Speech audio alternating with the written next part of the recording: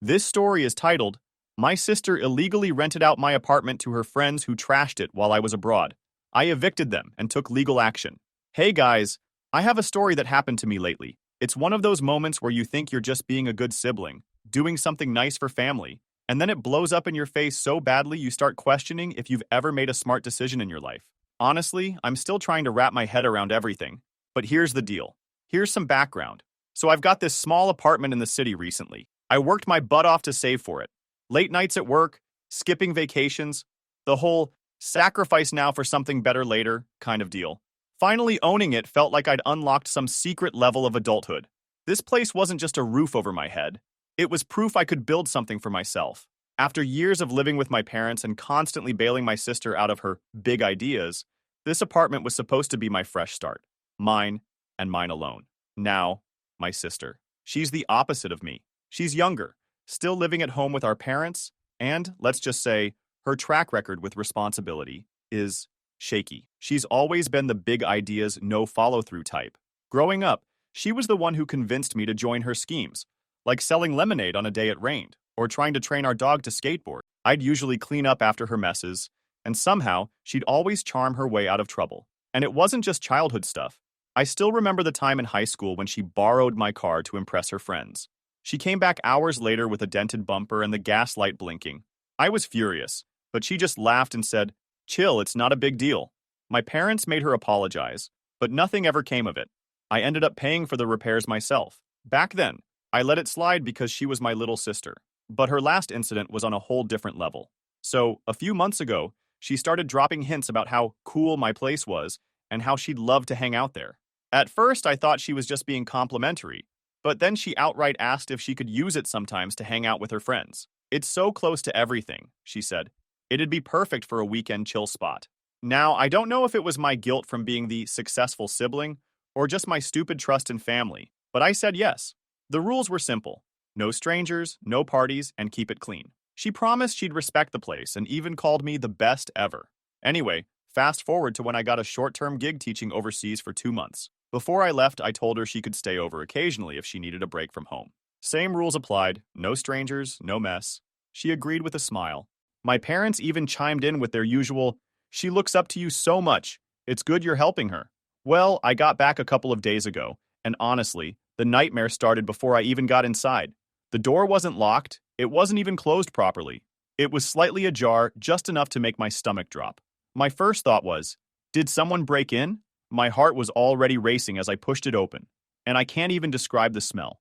You know that rank combination of stale cigarettes, greasy old pizza, and just pure filth? That's what smacked me in the face. For a second, I just stood there in shock, trying to process it. I wasn't prepared for what I was about to see. My living room looked like it had hosted a week-long frat party, and no one bothered to clean up. Trash was everywhere, and I mean everywhere. Empty pizza boxes were stacked up like some kind of trophy corner. Fast food wrappers and crumpled up napkins littered my coffee table. There were random socks, actual dirty socks, just lying around on the floor like decoration. My couch, the one I spent weeks saving up for, was stained with God knows what, and my coffee table had a big chunk missing from the corner. It hit me even harder because I've always been meticulous about my place. I used to keep it spotless, vacuumed floors, dusted shelves, the works. It wasn't just clean, it smelled good too. I liked coming home to the subtle scent of lavender from the diffuser I kept in the corner. It was my little sanctuary, a place that reflected the effort and care I put into my life. And now, standing there, looking at the mess and breathing in the stench, it felt like all of that effort had been spat on. It wasn't just a mess, it was a complete violation of everything I had worked so hard to create. And then someone said, "Hey man, who are you and what are you doing in here?" I turned and there was some random dude sitting on my couch, in my apartment, looking at me like I was the intruder. Behind him, a girl was lying down, scrolling on her phone like this was just another day. "Who am I?" I snapped. "Who are you?" The guy blinked like I was speaking a foreign language. "We rented this place from your sister," he said, all casual, like this was the most normal thing in the world. I felt like my brain short-circuited. "You rented it?" I asked, my voice getting louder. "From my sister? This is my apartment." The girl finally looked up from her phone. "Yeah, we paid rent to her. It's our place now." At this point, I didn't even know how to react. My sister rented out my apartment? To strangers? Without even telling me? I told them they needed to leave immediately, but the guy just shrugged and said, We paid for the month. We're not going anywhere. We have a right to stay. Oh, hell no. I told them I was calling the cops if they didn't pack their stuff and get out. The girl rolled her eyes, but she started gathering her things. The guy muttered something about scammy landlords as they left, which almost made me lose it. Once they were gone, I finally had a moment to take it all in. My home, my safe space, was completely trashed. And the fact that my own sister was behind it, it felt like a betrayal I couldn't even wrap my head around. I started doing a quick inventory. My TV had a crack in the corner. A lamp was missing its shade. Random knickknacks I'd collected over the years were either gone or broken. The kitchen wasn't any better. There were dirty dishes piled up in the sink, and my fridge was practically empty except for a couple of expired condiments. I called my parents, and my dad came over right away. He's not the type to get angry easily, but when he saw the state of the apartment, he was livid. "How could your sister do this?" he kept saying, pacing around the living room. My mom showed up too, and she just looked horrified. "This isn't like her," she said, but I wasn't so sure. When I finally called my sister, she answered like nothing was wrong. "Oh, hey, you're back! How was the trip?" I didn't even let her finish. "What did you do to my apartment?" I demanded. She paused for maybe half a second before saying, "Oh, don't freak out. I was going to clean up before you got back." "What do you mean clean up? Strangers were living here. My stuff is ruined." "Relax," she said, in that breezy tone she always uses when she's trying to downplay something. "It's not a big deal. They paid me to stay there. It's not like they were there for free." I couldn't process the audacity. She didn't just let her friends crash at my place. She rented it out. She made money off my apartment without even asking me. I told her to come over that night to explain herself. In the meantime, I started taking pictures of everything. The mess, the damage, the missing items. I didn't know what I was going to do yet, but I knew one thing. This wasn't going to be brushed off as a small mistake. So she showed up that night. Not with an apology, not with any hint of regret, but with this ridiculous, oops, my bad vibe like she was a kid who forgot to put the milk back in the fridge. She walked in, glanced around, and wrinkled her nose like the mess offended her. "Wow," she said, tossing her bag onto my already trashed coffee table. "They really didn't clean up, huh?" I stared at her, waiting for some kind of acknowledgement that she'd royally screwed me over. When none came, I said, "This is your mess. How dare you rent my apartment out without even asking me? What were you thinking?" She shrugged. "It wasn't a big deal," she said, sitting down on the very couch that now smelled like it had been marinated in grease and despair.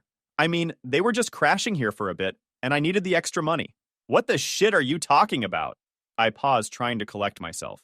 "Well, excuse me for not turning my apartment into your personal ATM. You didn't even ask." She rolled her eyes, which, honestly, just about sent me through the roof. "You were gone for 2 months," she said, as if that explained anything. "You weren't even using it. It's not like it hurt anyone." I pointed to the cracked TV, the stained couch, and the general disaster that was my living room. "Not hurting anyone? Look at this place. My stuff is ruined. You let random strangers trash my home, and you think it's no big deal?" That's when my dad, who'd been sitting quietly at the dining table watching us fight, well, quietly for him, he'd been muttering under his breath the whole time, finally spoke up. "This is not okay, and you know it," he said. "You had no right to do this. It's illegal. And it's disrespectful to your sister." My sister actually had the audacity to laugh. "Illegal? Come on, Dad. It's not like I broke into his place. I had a key. A key I gave you to visit, not to rent out my apartment to strangers." I shot back. "You didn't just cross a line. You bulldozed over it, reversed, and went over it again for good measure." She sighed like we were wasting her time. "Okay, fine," she said. "They trashed the place. I'll clean it. What's your problem?" I couldn't believe her. "Are you actually this stupid?" I started screaming at her. "Cleaning up isn't going to magically fix my broken TV or replace the stuff that's missing." She scoffed. "Oh my God, chill out. It's just stuff. You're so dramatic." That's when my mom, who'd been sitting there stewing, finally cut in. "Wait, missing? What's missing?" "Some electronics," I said, gesturing toward where my speaker used to sit. "A lamp. A couple of personal things I haven't even been able to go through everything yet." My sister waved it off. "Oh, come on. You probably just misplaced stuff before you left. It's not like anyone stole anything." I couldn't believe what I was hearing. "How would you even know? You weren't here. You rented the place out to strangers and turned your back, as if it's your own place to do what you want. They could have taken anything they wanted." My dad's face was getting redder by the second. "You took money from these people?" he asked, his voice tight. "Yeah," she said, like it was obvious. "I mean, they didn't stay for free." "How much?" he asked. She hesitated, then mumbled a number that was so embarrassingly low, it almost made me laugh. You rented out my entire apartment for that? I said. You didn't even cover a fraction of the damage they did. I needed the money, she said again. Like that justified everything. For what? I demanded. What was so important that you thought you could just sell my apartment behind my back? She looked away, muttering something about bills and stuff, which I didn't buy for a second. Knowing her, it probably went to takeout and shopping sprees. At that point, my dad lost it. He slammed his hand on the table, making everyone jump. You're going to pay for this, he said, pointing at her. All of it. The damages, the missing items, every single thing you owe your sister. Her jaw dropped. I don't have that kind of money, she said with an attitude. Then you'd better figure it out, he snapped. What do you expect me to do? Pull it out of thin air? She shot back, her tone getting defensive. I expect you to take responsibility for your actions, he said firmly. Responsibility? You're acting like I robbed a bank. It's just an apartment. It's my apartment, cutting her off. And you stole from me. You stole my trust, my space, and now my stuff. Don't you dare act like this is no big deal. For a moment, she looked like she was about to argue again, but instead, fine, I'll figure it out, she said, standing up. But you're making this way more dramatic than it needs to be. Oh, trust me, I said, glaring at her. We haven't even started. After her Oscar-worthy, I'll figure it out exit, I sat there staring at the mess that was once my apartment. My dad was pacing, and my mom was sitting quietly. Classic family chaos. My dad finally stopped and said, You need to do something about this now. She's not going to take it seriously unless there are actual consequences. Yeah, because she's been so big on personal accountability. I mean, why wouldn't she take responsibility after shrugging off the fact she turned my home into a dump for strangers? I said. He ignored my sarcasm. I'm serious. If you let her get away with this, she's going to think she can do it again. I didn't need convincing. I knew she wasn't going to magically wake up the next day and decide to be a responsible human being. She'd already proven that when she acted like renting out someone else's apartment was as normal as lending a friend a pen. But still, it's not exactly easy to wrap your head around suing your own sister. I started snapping pictures of the wreckage like I was building a case file. The couch, the cracked TV, and there was a random sock in the kitchen. I took a picture of that too, because at this point, why not? I wasn't leaving anything undocumented. At some point, I remembered our texts and thought, if she's this reckless, she probably said something stupid too. Sure enough, scrolling through, I found it. A text from her, bragging about how she was making easy cash while I was gone. Easy cash? My apartment was a landfill, and she had the audacity to act like she'd pulled off a genius business deal. I mean, that couch alone was going to cost $1,200 to replace. My TV? Another $500 minimum, assuming I could even find the same model. Cleaning the carpets to get rid of the smell of stale beer and cigarettes would be another $300. And that wasn't even including the missing items. I called my dad's lawyer friend after that. He ranted to him about the damages and her illegal sublet. Then he told me, this is trespassing, property damage, and theft. You've got a case. Hearing the word theft stung more than I expected. It wasn't just about the stuff that was missing. It was about her crossing a line I never thought she would. Do I really have to sue her? I asked, still hoping for some shred of decency from her side that would make this easier. You can try reasoning with her, he said, but his tone made it clear how unlikely he thought that was. But from what you've told me, she's not exactly remorseful. Sometimes legal action is the only way to make people take responsibility. Great, just what I wanted to hear. Meanwhile, my sister decided to up her game in the I'm Not Sorry Olympics. She texted me later that day, asking if I could stop being so dramatic. Yes, I'm the dramatic one here for being mad that my home got turned into a crash pad for random strangers. She even had the nerve to say, it's not like anything's that broken. I didn't respond. Not because I didn't have a million things to say, but because I was so angry, I didn't trust myself to type coherent words. But I sent her a simple message. We need to talk. Bring a plan for how you're going to fix this, or I'll have to take legal action. She didn't reply. Classic avoidance tactic. By the next morning, I'd officially filed a police report. The officer I spoke to seemed equal parts sympathetic and confused. So, let me get this straight. Your sister rented out your apartment while you were out of the country? Yep, I said, feeling the frustration build all over again just saying it out loud. And you didn't know about this? Nope. And the tenants trashed the place? Bingo, he said. That's a new one for me. Well, you've got plenty of evidence, so we'll add this to the file. Make sure to keep everything documented. I left the station feeling like I'd taken the first step, but also feeling weirdly numb. This was my sister. How had it come to this? A few hours later, my dad called to tell me my sister had shown up at their house crying. She'd apparently realized I wasn't bluffing about the legal action and decided to play the victim card. "He's going to ruin my life over a little mistake," she'd wailed. My dad wasn't having it. "This isn't a little mistake," he told her. "You stole from your sister. You put strangers in his home, and now you're trying to make yourself the victim? Grow up." She didn't take that well. According to my dad, she stormed out, yelling about how I was unfair and heartless, because obviously wanting your property and boundaries respected is so unreasonable. I spent the rest of the day getting estimates for the damages. The couch alone was going to cost a fortune to replace, and the TV wasn't far behind. Not to mention the cleaning service I'd need to hire to get rid of the smell of bad decisions that still lingered in the air. By the evening, I was mentally and emotionally drained. My sister still hadn't reached out with any kind of solution, and it was becoming clearer by the minute that I was going to have to take this all the way. I didn't want to, but what choice did I have?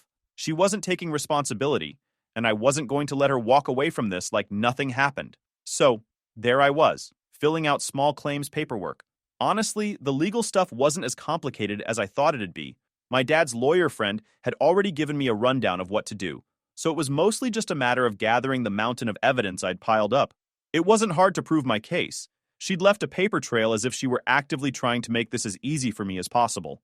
As I worked on the documents, I got a text. It was my sister. "You're actually serious about this? You're really filing against me?"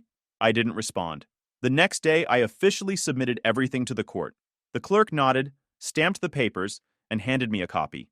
"You'll be notified of your court date." Later that evening, my parents called to check in. My dad was still firmly in my corner, though he sounded exhausted. "She came by again," he said. "Let me guess," I said. "More tears and excuses?" "Pretty much," he replied. "She keeps saying you're ruining her life, and that it's unfair to punish her like this." My mom, on the other hand, was still clinging to the idea of family unity. She kept saying things like, "Maybe there's a way to work this out without going to court," or, "What if you just let her pay in installments?"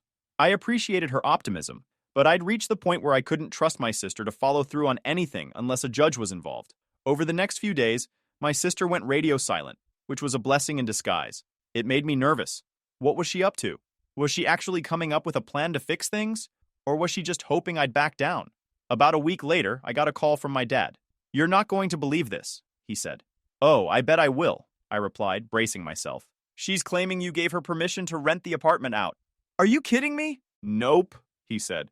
"She even showed me a note you supposedly wrote saying it was okay." I had to sit down. "A note? Like a physical note?" "Yeah," he said. "But it's clearly not your handwriting.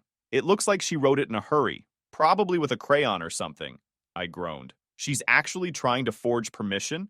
Does she think this is going to hold up in court?" "Who knows what she's thinking," he said. "Just make sure you bring it up when you present your case." Honestly, at this point, I wasn't even angry anymore. But if she wanted to play games, fine. I was ready. The court date finally rolled around, and let me tell you, it was an experience. My parents came with me for moral support, and I was more grateful than I wanted to admit. My sister showed up too, with some bargain basement lawyer who looked like he'd been paid in Monopoly money. She had the audacity to act like this was a personal betrayal, like I was the bad guy for wanting my life back in order. Her lawyer tried to argue that we had a verbal agreement allowing her to rent the place out. The judge wasn't buying it. "Do you have any evidence of this agreement?" she asked. The lawyer stammered something about the note, but when the judge saw it, she said, "This is your proof?" "It's, a little rushed," the lawyer admitted. "A little rushed?" I said, unable to stop myself. "It's fake. I didn't write that, and anyone with eyes can see that." The judge said, "Agreed. This note is not credible evidence." From there, it was like watching a slow-motion train wreck. I presented my photos, receipts, and texts, all neatly organized thanks to my newfound hobby of amateur litigation prep. My sister and her lawyer didn't stand a chance. When the judge ruled in my favor, my sister looked like she'd been hit in the face. She was ordered to pay for the damages, replace the missing items, and cover my legal fees. It wasn't a small amount, and she clearly hadn't been prepared for this outcome. As we left the courtroom, she muttered something about how I was heartless and how she'd never forgive me. I didn't even respond. At this point, I didn't have the energy. My dad stood by me, and I couldn't be more grateful. "You did the right thing."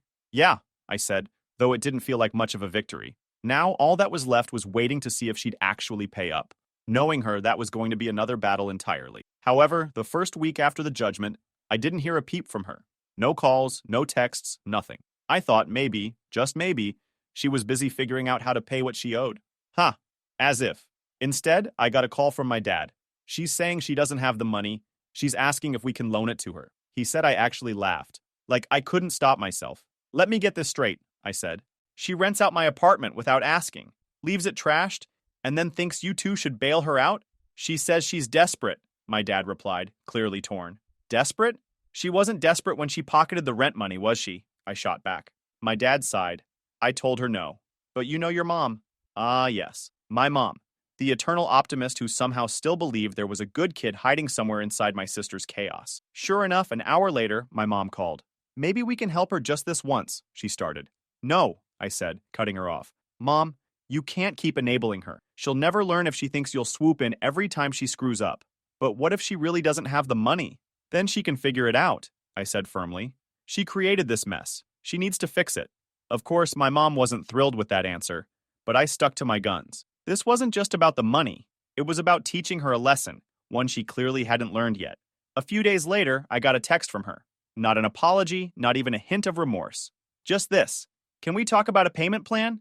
I can't pay everything at once. Payment plan? For what? This wasn't a car loan or a Netflix subscription. This was her debt for wrecking my life for 2 months. But fine. I agreed to meet her.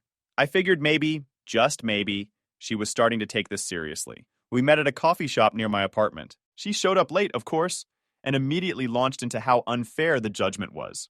I mean, I get that you're upset, she said, but don't you think the court went a little overboard? It's not like I burned the place down. I stared at her, genuinely speechless. Are you seriously trying to argue that this isn't a big deal? You rented out my apartment to complete strangers. My stuff is broken, things are missing, and I've spent weeks cleaning up after your mess. Okay, but I didn't think it would turn out like that. She seemed defensive. Of course you didn't think, I snapped. That's the problem. You never think about how your actions affect other people. She rolled her eyes. Fine, whatever. I said I'll pay. I just can't do it all at once. I took a deep breath, trying to keep my cool. How much can you pay now? She shrugged. I don't know. Maybe a couple hundred? That won't even cover the cost of the cleaning service, let alone the damaged furniture. I was stunned by her nonsense. Well, it's all I have right now, she said, as if this was a negotiation. Then you'd better start budgeting, I said, standing up. Because I'm not letting this drag out for years. Over the next few weeks, she started making payments. Barely. It was like pulling teeth to get anything out of her, and every payment came with some snarky comment about how I was bleeding her dry. I got sick of it all. Ick. One day she accidentally sent me a Venmo payment labeled as, for my greedy sister. Oh yeah, super mature. I didn't even bother responding. Meanwhile, my parents were stuck in the middle. My dad, bless him, was firmly on my side, but my mom was still trying to play peacemaker. Maybe you could forgive part of the debt, she suggested one night over dinner. I told her, Mom, this isn't Monopoly money. It's real damage to my apartment. I'm not just letting it go. I know, she said quietly, but she's your sister. She stopped being my sister the second she decided to make money off my apartment, I said. Okay, maybe that was harsh, but I was done sugarcoating things. Family doesn't give you a free pass to screw people over. So here's where I am right now. I'm waiting to see if she takes accountability or digs herself a deeper hole. Either way, I'll keep you updated because this is far from over. Stay tuned. Final update. Hey everyone, here's the update you've been waiting for. Remember that disaster with my sister and my apartment? Well, after months of back and forth, dodged responsibilities, and her usual passive-aggressive antics, we finally reached some kind of ending. Sort of. She ended up short by a couple $100, but at that point, I honestly didn't care. I just wanted it all to be over. The last payment came through with a Venmo caption that read, "There, you happy now?" Which was so on brand for her that I almost laughed. Almost. Instead, I just marked the debt as settled and went back to focusing on getting my life back to normal. Now, here's the thing about normal. You don't just snap your fingers and go back to the way things were, especially when someone has stomped all over your trust like it's a doormat. My apartment might have been fixed, but the cracks in our relationship were another story entirely. My mom kept pushing for some kind of reconciliation, saying things like, "She's your sister, and family is forever." "Yeah, well, so is the trauma of walking into your home and finding strangers living there," I'd reply, which she didn't find as funny as I did. A week after her final payment, she sent a message. "So, are you going to unblock me now, or what?" Unblock her? As if this was some minor argument about who ate the last slice of pizza, and not a months-long ordeal involving lawsuits and a wrecked apartment. I figured if she couldn't be bothered to say I'm sorry after everything, then she didn't deserve a reply. But of course, she didn't take the hint. A few days later, she showed up at my apartment, which was a bold move considering she'd lost all key privileges the moment I had to call the cops on her tenants. "What do you want?" I asked, standing in the doorway like a bouncer at a club she wasn't cool enough to get into. She rolled her eyes. "I just want to talk. Can I come in?" "Not a chance," I said. "Say what you need to say from out here." She crossed her arms and let out this dramatic sigh, like I was being the unreasonable one. "Look, I know I screwed up, okay? But do you really have to keep holding it over my head? It's not like I murdered anyone." Oh, great. The classic, "it could have been worse" defense. I leaned against the doorframe and said, "You didn't murder anyone, but you did steal my trust, trash my apartment, and force me to go to court to get my money back. So, yeah, I think I'm allowed to be a little annoyed." She looked embarrassed, which was honestly more satisfying than it should have been. "I already paid you back," she said, her tone defensive. "And that makes it all better?" I asked. "Do you even realize how much stress you put me through? How much time and energy I wasted cleaning up your mess?" She just said, "So what? You're never going to forgive me?" "I don't know," I said honestly. "Forgiveness isn't a switch you can flip. It takes time. And right now, I'm not there yet." She didn't like that answer, but instead of arguing, she just muttered, "Fine, whatever," and left. After that, I didn't hear from her for a while, which was both a relief and kind of sad. Despite everything, she was still my sister, and part of me wanted to believe she'd eventually get her act together. But I wasn't holding my breath. Meanwhile, my parents kept trying to play referee. My mom suggested we all go to family counseling, which I immediately shot down. "I'm not paying a therapist to listen to her make excuses for an hour," I said. My dad, bless him, just said, "If anyone needs counseling, it's her." Life slowly started to feel normal again. I replaced the last of the damaged furniture, deep cleaned every inch of the apartment, and even redecorated a bit to make the place feel fresh. It was like hitting a reset button, not just on the apartment, but on my own peace of mind. For now, I'm just focusing on moving forward.